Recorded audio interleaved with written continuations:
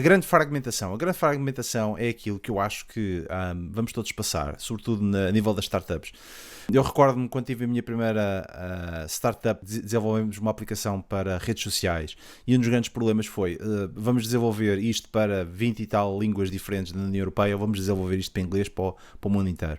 Porquê? Porque de facto a fragmentação a nível da Europa, as culturas de cada um dos países, a forma como o produto tinha se posicionado no próprio país era diferente entre países, a língua, como é óbvio, era um fator bastante importante, como já o referi. Há uns anos atrás a fragmentação estava lá, entretanto veio a grande globalização, mas por causa de razões económicas, agora algumas startups vão ter de olhar para o mercado local.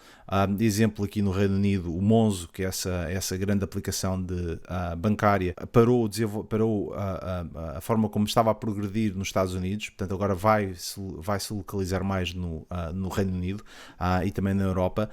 O CEO foi despedido, entretanto vem uma nova pessoa e há uns meses atrás conseguiram angariar dinheiro, agora vão despedir 100 pessoas. E isto é uma empresa que gera dinheiro de outras pessoas, portanto é um banco. Tendo em conta que as startups hoje em dia, sobretudo a nível da Europa, algumas delas desenvolvem produtos globais e tendo em conta que algumas economias vão se virar para o seu produto local, eu acho que de facto vai haver aqui uma regressão na forma como nós olhávamos para a globalização, sobretudo a nível das startups. Não acredito que o dinheiro disponível vindo dos Estados Unidos vá passar bastante pela Europa, não só porque nós europeus vamos olhar para os Estados Unidos de forma completamente diferente, aliás, basta só olhar hoje em dia para aquilo que eles andam a fazer, que de facto não é exemplo para ninguém. Aqui no Reino Unido, muito sinceramente, a coisa também não está muito simpática, sobretudo porque este país posicionou-se durante bastantes anos para ser o país da União Europeia que mais vendia serviços, e se neste momento vai se afastar da União Europeia sem nenhum acordo, vai ser muito difícil vender esses serviços.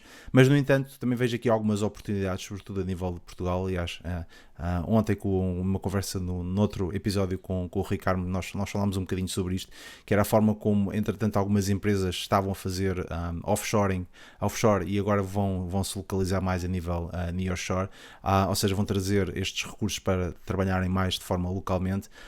Olho para Portugal como de facto um país para produzir serviços, coisa que o Reino Unido estava a produzir para a Europa. Vejo Portugal a produzir esses serviços mais para a Europa. Vejo o mercado europeu de facto a fechar-se entre si e nós a comprarmos mais à Espanha, à Itália, à França e vice-versa. E para as empresas que agora estão a desenvolver um produto global, acho que elas vão se fragmentar mais porque vão ter de apostar no produto mais local. Esta é a minha opinião. Paulo, concordas comigo ou tens uma opinião mais globalista relativamente a isto? Não, eu acho que vocês hoje estão numa onda de pessimismo terrível.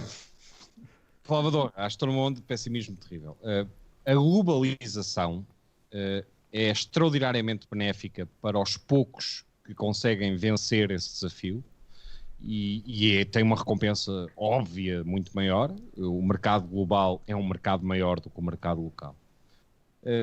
O fechar-nos sobre nós próprios, o orgulhosamente sós, o nós vendemos para as pessoas da nossa rua, é um fenómeno que tem tido uma erosão muito grande nos últimos anos e que eu penso que não vai ter um twilight agora maravilhoso devido à crise. Nós temos problemas muito graves neste momento, muito graves como sociedade. Há uma série de empregos que não vão regressar. Eu lembro perfeitamente da guerra louca dos taxistas à Uber e estou a imaginar a guerra dos tipos da Uber aos carros automáticos. E há uma série de profissões que vão desaparecer e eu acho que nós, raça humana, nós, sociedades, vamos ter que repensar os modelos com os quais nos organizamos. Eventualmente não vai haver coisas para os vários seres humanos produzirem, não vai haver determinado tipo de empregos e não vamos ter situações de pleno emprego ou próximo disso, como temos tido em Portugal, felizmente, ao longo de anos. Eu penso que, como eu dizia, o Covid vai mudar muita coisa para melhor, mas vai deixar as suas marcas. Okay? Há uma série de profissões que não vão voltar. O tal restaurante que serve as pessoas que trabalham nos escritórios, que entretanto passam a ter uma série de pessoas em remoto, essas profissões não vão voltar. Esse negócio não vai voltar. E infelizmente isso é um problema que nós temos que endereçar como sociedade. Temos de descobrir qual é a solução, porque uma sociedade com extremos de riqueza e de pobreza e de pessoas que vivem abaixo do limiar mínimo de sobrevivência e pessoas que vivem muito acima dele, é uma sociedade perigosa. É uma cidade que dá origem aos tais motins de rua, que dá origem a revoluções e pessoas a roubarem lojas, etc, etc. O que eu diria é que não. Eu nunca percebi o fenómeno das startups, portanto é uma coisa que... Repara, eu sempre olhei para as startups como onde é que eu descubro talento? Pessoas cheias de talento, que coitadas, estão a fazer um disparate que tem 90 e tal % de hipóteses de não ir a lado nenhum, que é o que acontece à maioria das startups. E portanto, eu sempre olhei para elas como reservatórios de talento. E portanto, deixa cá essa empresa falhar o mais depressa possível. Aliás, sempre foi um grande pregador da ideia de tenta e falha rápido. E depois anda a trabalhar comigo. Porque talento e a capacidade e a dedicação e o amor ao trabalho e o amor a um projeto que aquelas pessoas demonstram, para mim é muito relevante. Muitas vezes, muito mais do que as ideias que uniram aquele grupo circunstancialmente. Não, acho que não vamos voltar para trás. Acho que não é fim de globalização nenhuma. Vamos ter fenómenos devido às circunstâncias do momento que vão ser atípicos durante um período curto de tempo. Como o Pedro diz, há o antes da vacina, o pós-vacina, há o pré-crise económica, que não tem rigorosamente nada a ver com o Covid. Epá, o Covid só teve um timing mau. A nossa sociedade e a sociedade americana e os vários indicadores económicos, há muito que mostram que nós estamos a caminhar para uma crise grande. Tem muito a ver com o facto de cunharmos moeda como se não houvesse amanhã, tem muito a ver com o facto de nos endividarmos como se não houvesse amanhã, tem muito a ver com as famílias viverem um período de prosperidade que não tem igual no tempo. A minha geração, a geração dos meus pais, alugava casas. A minha geração tem pessoas a comprar casas todas aos 30 anos. Mas que são a seguir escravas de uma dívida que lhes vai durar a vida inteira. Escravidão essa que não existia na geração dos meus pais. Okay? E eu acho que há uma série de fenómenos que vão levar a uma crise grande. O valor das propriedades em Lisboa é perfeitamente inacreditável. Em Londres é perfeitamente inacreditável. Obviamente as propriedades não valem aquilo. Há muito artificialismo em cima destes mercados. E mais tarde ou mais cedo eles vão obviamente ter um choque de frente com a realidade. E esse choque não vai ser agradável e há muitas pessoas que vão sofrer. E por isso eu não quero falar nisso com um ar de superioridade de quem está acima dessas coisas, etc, etc. Porque não é rigorosamente nada disso que eu sinto. A minha maior preocupação é o que é que a gente faz às pessoas que não sabem fazer nada. O que é que a gente faz às pessoas a quem nós antes pagávamos para fazer coisas que desapareceram, que são inúteis. Reparem, quando nós tivemos robôs a cortar as relvas, a podar os arbustos, da mesma forma que temos o Romba a limpar as nossas casas, o que é que acontece àquelas pessoas que limpavam casas? O que é que acontece àquelas pessoas que a única coisa que sabiam fazer era vestir o uniforme da Câmara e limpar jardins e varrer folhas? O que acontece às pessoas que trabalhavam numa fábrica que foi totalmente automatizada? Nós olhamos para a Auto Europa como uma coisa extraordinária que aconteceu em Portugal e que durou já uma série de anos, mas a Auto Europa é um modelo que cada vez que há uma revolução de tecnologia precisa de menos pessoas.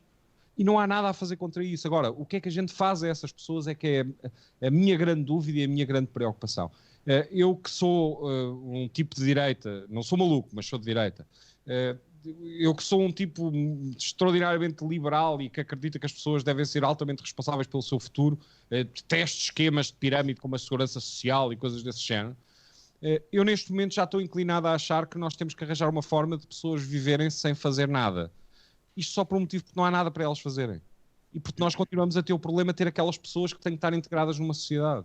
Portanto, coisas como o rendimento único ou mínimo garantido de uma sociedade inteira, ou seja, pessoas que não façam nada têm sempre um rendimento garantido, que não eram nada sedutoras para mim no passado, neste momento começam a ganhar alguma credibilidade. Só por um motivo, porque eu não vejo outra solução. A ideia de que nós podemos formar pessoas para fazer coisas diferentes é absolutamente utópica. Formar uma sociedade é um trabalho de uma geração. E nós fizemos-lo em Portugal, por exemplo. Se tu te recordares, a geração dos nossos pais tinha níveis de escolaridade vindas da ditadura de Salazar muito baixos. E nós hoje temos uma capacidade de formar pessoas e de lhes dar educação, etc., muito acima da média. O problema é, mesmo para pessoas com educação superior, há muitas delas que não vão ter trabalho numa sociedade. E isso é o que me tira algum do sono à noite. Agora, a não globalização, não tira. Isso é um processo imparável. A recompensa é demasiado grande. Repara uma coisa, há uns tempos atrás, o grande desígnio de Portugal era que nós tínhamos de olhar para o mar, porque não havia outra forma, não era? Tínhamos de olhar novamente para o mar, a energias alternativas, a energia do mar, a indústria do mar, porque de facto é onde estava o nosso futuro. Mas nunca olhámos para Portugal como sendo... Mais ouvisto nos últimos anos, pá. Mais oco, mais vazio de conteúdo e mais disparatado. Mas não achas, quer dizer, tendo em conta aquilo que eu estava a dizer, que era este país posicionou-se muito a nível de fornecer serviços, e tendo em conta que, como tu bem referiste, a escolaridade ou o ensino em Portugal está com boa qualidade, há bastantes pessoas a tirar curso superior. Se calhar eventualmente não na melhor área possível, mas são educadas, mais educadas do que, por exemplo, a geração dos nossos pais, ou dos nossos avós, sobretudo isso. Nós apostámos durante bastante tempo na questão do turismo, que agora vai estar completamente afunilado porque não vai haver turistas. Aliás, uma das coisas que mais me agastou... A aposta que o gajo vai estar cheio durante o verão todo. Uma coisa que me agastou neste... Como é haver 100% de lotação nos hotéis. Se quiseres, apostamos um bom almoço na tua próxima visita a Portugal. um bom hotel, apostas um bom hotel. Bem, ok, então deixa-me só explicar o meu ponto. O meu ponto, eu acho que, tendo em conta que nós somos technically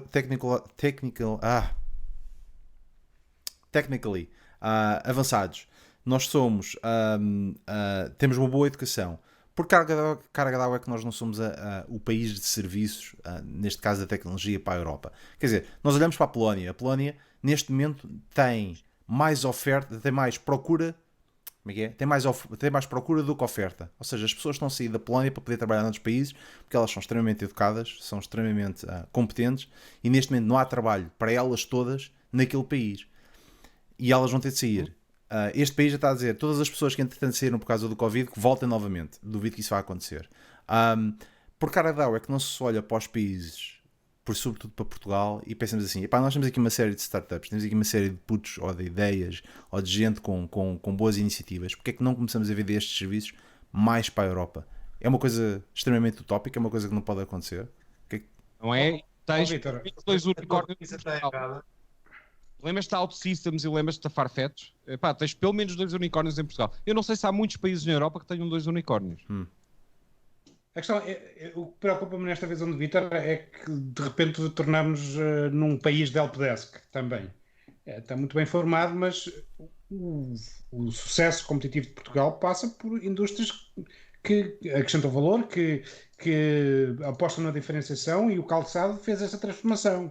Há outras indústrias que o podem fazer. A ideia de olhar para serviços como única solução parece muito redutora, porque nós podemos, se conseguirmos converter determinados setores, a metalurgia é o outro que tal, conseguimos oferecer uma economia competitiva. Assusta-me que seja apenas por serviços, porque não me parece sustentável no longo prazo. A propósito do globalismo e afins, uma coisa é o que eu acredito, que eu sou muito champiteriano de distribuição criativa e acho que vai ter que acontecer, sempre aconteceu, vai continuar a existir. E da mesma forma que acredito na livre circulação de pessoas, bens e serviços, que, como o Paulo diz, que por onde aconteceu trouxe mais desenvolvimento para os países, e há um princípio de troca e de especialização de cada país, que se existe um país que faz melhor pão do que Portugal, e a gente vai comprar lá e produz outras coisas. Isso parece-me, a tendência para a especialização é encontrar, de repente, ficarmos todos, pormos os ovos todos no serviço, é que me parece errado. Vai haver áreas em que somos bons, somos mais competitivos, uma empresa mais que outras, vão acontecer. Agora, outra coisa é o que acontece na realidade. E esta crise que atravessamos trouxe alguns países, em particular o tubarão, que é a Alemanha, que venham com um pacote de apoio claramente proteccionista, e não digo mercantilista, mas proteccionista, em que eles falam de investimentos significativos em empresas alemãs. Isto para olhar para um cenário geopolítico em que a China veio comprar empresas à Europa, veio comprar empresas à África, afins. Portanto, uma coisa é o que nós achamos que o país pode fazer, outra coisa é que começas a reparar que no cenário geopolítico há interesse ainda maior, e que por muito que me custe, infelizmente, é algo que os países começam a ver alto, ou a dou escala a determinadas indústrias e setores que lhe consigo dar escala a um nível global, ou então desculpa lá o termo, vou ser comido de cebolada. Aniceto, qual é a opinião sobre o assunto? Ora, eu acho que a premissa inicial carece de confirmação. Nós nunca produzimos tantos licenciados, mas a pergunta é se não teremos uma fábrica de chouriços licenciados. Vai para o mundo empresarial e tu vês pessoas que não sabem escrever 3 frases seguidas, que não se leem um texto e que não entendem rigorosamente nada do que lá está, a quem pedes para raciocinar por vezes e que não são capazes de expressar uma ideia com cabeça, tronco e membros sem se embrulhar todos, e eu pergunto-me se é esse o licenciamento que nós queremos, ou seja, ver cursos superiores em que são rigorosamente fábricas de salsichas, em que metes carne de um lado, de preferência com notas abaixo de 12 ou de 11, e que saem do outro lado doutores, e que depois envergonham, que me envergonham, sou muito sensível a essa vergonha alheia, de perceber como é que este tipo se licenciou. E este tipo de licenciado não está muito longe do apanhador de folhas. Depois no filtro empresarial, no filtro da vida real, são apanhadores de folhas licenciados. E isso preocupa-me muito mais do que pensar porque é que não somos um país de helpdesk ou um país cheio de unicórnios em que dás pontapés e saem empresas, porque é muito complicado. Uma coisa é tu dizeres que sim senhora, nunca se educou tão bem neste país. Tenho dúvidas. Do ponto de vista funcional, eu tenho rigorosamente. Uma coisa são números. Ok? Outra coisa são 50 ou 60 anos antes, a tristeza que era tu ver as pessoas afastadas de uma educação superior devido à sua origem ou devido à sua capacidade económica. São duas realidades completamente diferentes. Mas eu não sei se não perdemos há muito a batalha da educação funcional para o mercado de trabalho. E podem-me contar 30 mil histórias de maravilhas empresariais. Qualquer pessoa que receba recém-licenciados no mercado de trabalho sabe que vai ter um período de calvário de ensinar, pôr a pessoa a rodar. As pessoas não saem do ensino clássico prontas para o mercado de trabalho. E isso já foi mais possível hoje, já foi mais possível no passado do que hoje. Pedro, mas não é suposto. Ou seja, o nosso ensino, aliás, o ensino tradicional, serve para ensinar as pessoas a aprender. Eu vejo muitas pessoas que tiraram cursos numa área e fazem depois carreiras brilhantes noutra. Vejo várias pessoas que pegaram no seu curso original e que confessaram ao fim de 6 meses de trabalho numa empresa de que afinal eu não sabia nada. E de facto não sabiam. Ou seja, o ensino não é uma fábrica, não é um shortcut para uma vida profissional de sucesso. O ensino serve para dotar as pessoas de ferramentas que lhes permitem depois, com muito esforço, chegarem a uma carreira profissional de sucesso. Novamente, eu acho que tu hoje estás particularmente pessimista. Ou seja, sim, nós claramente temos seguramente os melhores níveis de educação que Portugal alguma vez teve. Passaram em Portugal pessoas brilhantes. Temos portugueses à frente das Google Apps, como o Acácio Cruz, com quem eu trabalhei na Esotérica. Tivemos em Portugal pessoas como o atual CTO da Amazon, que estava, salvo erro, era no Inesco. Sim. Inesco. Temos pessoas absolutamente brilhantes no mundo inteiro, que são resultado do sistema educativo português para todos os efeitos. E algumas não são resultado do sistema educativo português, mas passaram por ele. Tiveram a trabalhar cá durante uns anos, etc. Eu acho que nós somos potencialmente tão bons como os melhores. Agora, existem questões culturais que são difíceis de ultrapassar. Tu pegas num sujeito alemão e ele de facto começa a trabalhar às 9 horas, pôs a sua caneta às 5 da tarde, mas assegura que entregou durante aquelas horas o que tinha de melhor para entregar a uma empresa. E em Portugal tu começas cada reunião com meia hora de conversa sobre coisa nenhuma, parece um episódio do Seinfeld. E isto são questões culturais. Aquilo é meia hora perdida para todos os efeitos. Nós entendemos isso como social skills, a necessidade de quebrar o gelo, de criar ali pontos antes da reunião, antes do trabalho propriamente dito, etc. Mas nós temos handicaps culturais que são relevantes. O motivo, primeiro, nós somos um país pequeno, apesar de termos conseguido ganhar um campeonato europeu de futebol, a probabilidade de uma população de 11 milhões de pessoas conseguir ganhar um campeonato europeu de futebol é extremamente reduzida. Londres sozinha tem mais pessoas. E, portanto, é uma questão de estatística. A quantidade de engenheiros portugueses brilhantes que podem triunfar no mundo, se queres te diga, para a proporção de população que nós temos, já é extraordinariamente alta. E sim, há muitos cursos que são muito maus e há muitas pessoas que finalizam cursos em estados absolutamente lamentáveis, não sabendo coisas tão elementares como escrever em português. Mas quer dizer, nós somos o país que faz acordes ortográficos sozinhos e que depois nos põe a falar a brasileiro, mas os brasileiros nem sequer reconhecem a forma como nós nos expressamos e escrevemos, etc. E, portanto, nós fazemos disparates muito grandes e somos um povo com uma tendência bestial para nos encostarmos aos bons resultados. Mas o nosso melhor aparece quando nós estamos aflitos. Quando nós estávamos na crise de 2008, tu viste um crescimento do turismo sem paralelo, viste um crescimento das exportações sem paralelo e viste um esforço muito grande dos portugueses para ultrapassar dificuldades. E é aí que tu vês o melhor dos portugueses. Tu vês o melhor dos portugueses quando eles vão para outro país, são imigrantes, estão deslocados, não falam a língua e trabalham como doidos durante anos para ganharem o respeito das pessoas à volta deles. E portanto, nós somos tão bons como os melhores. Agora, cada vez que a vida nos corre bem, nós encostamos. E isso sempre foi assim ao longo da história, quer dizer, vê o que é que nós fizemos com os descobrimentos, quer dizer, nós temos uma tendência bestial para sermos extraordinariamente corajosos, enfiar-nos em caravelas, morrermos que nem tordos no mar. Toda a gente fala dos tipos que chegaram, mas se tu pensares um bocadinho nas caravelas todas que não chegaram a lado nenhum e que se afundaram, tu percebes a extrema coragem que aquelas pessoas tinham de ter. E assim que chegaram as riquezas da Índia e do Novo Mundo, nós encostámos. E quando demos por nós, estávamos encostados há muitos anos. Hoje não é muito diferente. Eu acho que nós estamos muito melhores do que estávamos há 30 anos atrás. Não tenho dúvida nenhuma sobre isso. Eu passo a vida à procura de talento e a recrutar talento. O talento em Portugal é raro porque os Vítores Domingos e os Basílios e os Marcos se piram para Londres.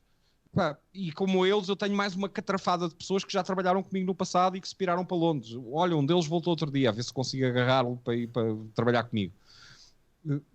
Mas esta malta, por ser muito boa, por ter essa capacidade de adaptação, tem as portas abertas literalmente em todo o lado. E isso é resultado de uma evolução geracional ímpar desta geração em que nós vivemos. Porque Portugal exportava mulheres a dias para a França, não sei se te recordas. A Mala de Cartão e a Linda de Sousa não está assim tão distante quanto isso. E hoje esse não é o nosso maior produto de exportação. Hoje o nosso maior produto de exportação são os engenheiros que estão à frente das Google Apps, são os grandes administradores de sistemas que trabalham na Amazon, são as pessoas que gerem empresas que são de nível mundial. E a Farfetch e a OutSystems, etc, etc. E eu não tenho simpatia nenhuma particular por nenhuma das empresas, não sou cliente de uma delas, pelo menos não sou cliente. O que te posso dizer é que acho brilhante o resultado. E sim, nós fazemos coisas brilhantes. Os portugueses são tão bons como todos os outros. Infelizmente, temos uma tendência muito grande para a preguiça. Se calhar é porque está calor aqui, não faço a mínima ideia. Gostamos de dormir umas cestas. Quando as coisas nos correm bem, não mostramos o nosso melhor. É quando estamos aflitíssimos que mostramos o desenrasca, o fazer à última hora. Tu pensas que é fácil para um alemão improvisar? Nós somos brutais na nossa capacidade de ser MacGyvers. E isso tem imenso mérito. Agora, somos diferentes, de facto, e portanto não podemos esperar que os resultados sejam iguais. Pronto. Eu se calhar ia conciliar aqui as duas visões com um pequeno livro que li esta semana que chama-se As Leis Elementares da Estupidez. E a primeira premissa diz que sempre e inevitavelmente toda a gente subestima o número de indivíduos estúpidos em circulação. E é mais ou menos constante ao longo do tempo. Nós vamos evoluindo como sociedade, mas o número de estúpidos mantém-se mais ou menos idêntico. Portanto, acho que isso dá resposta às duas visões. Muito bem. Muito bem, está feito o episódio desta semana do Prima Qualquer Deck. Isto está complicado. É o problema de estar o dia todo a falar inglês e depois mudar para português no final do dia, a coisa não dá jeito nenhum. Prima qualquer tecla, ou press any key, como vocês quiserem. Obrigado à nossa audiência por nos ter atorado até agora, sobretudo ao Carlos e à Tânia, que são espectadores frequentes. Nós voltamos na próxima quinta-feira para mais um episódio do Prima Qualquer Tecla com o Paulo Oriano, o Armando Alves, o Pedro Aniceto e comigo, o Vítor Domingos. Obrigado, bom fim de semana e até à próxima.